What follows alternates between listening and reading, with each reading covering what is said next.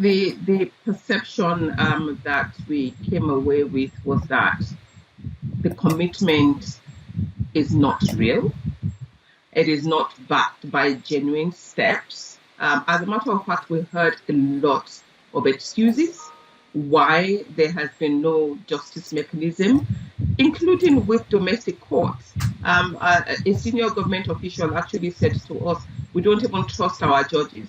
And so for me, I took away the sense that they believe that they should say the right things because they know that, almost everyone, including the South Sudanese people, care about justice and accountability, but it is not a priority for those in the transitional government.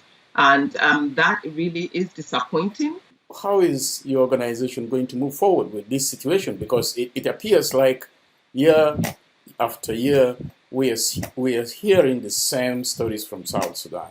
The first thing is we continue to document the crimes, the serious crimes, the international crimes that have been committed. We continue to document the abuses because, justice, the arc of justice, it goes very far.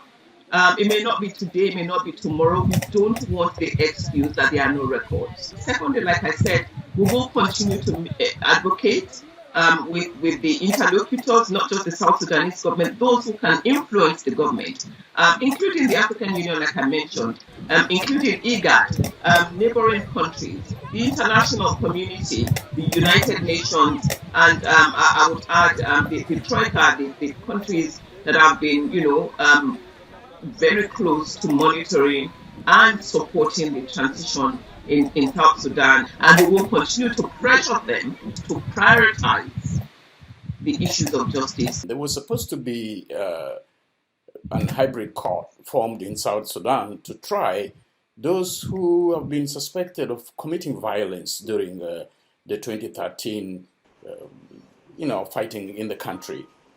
Did the government speak to you about when and how this hybrid court is progressing?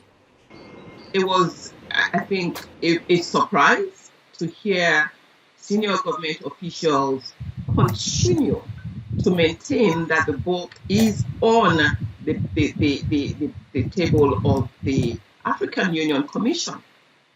And what one very senior government official said to us was that the revitalized agreement talks about the African Union Commission setting out guidelines for the operationalization of the courts, and that those guidelines are yet to be transmitted to South Sudan.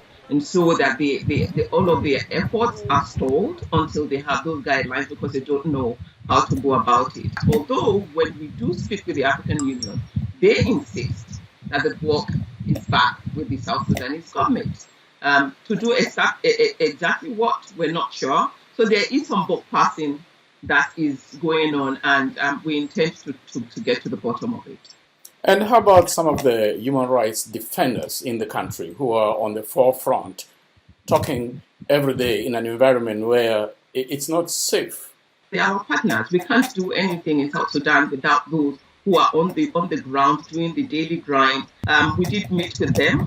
We got a whole long list of the issues that they are faced with. We brought those issues to the authorities, including, as you mentioned, their security and the fact that the civic space is actually constricted and restricted in South Sudan. Of course, the authorities denied it, but we were able to pull some commitments from them that we're going to put in a public document soon, just to be clear. And we've taken the message back to the civil society, what we heard from the authorities and the partners of South Sudan about how to ensure that the space for civil society, including human rights defenders, journalists, and political actors, to operate without fear and without danger to their lives and limbs in South Sudan.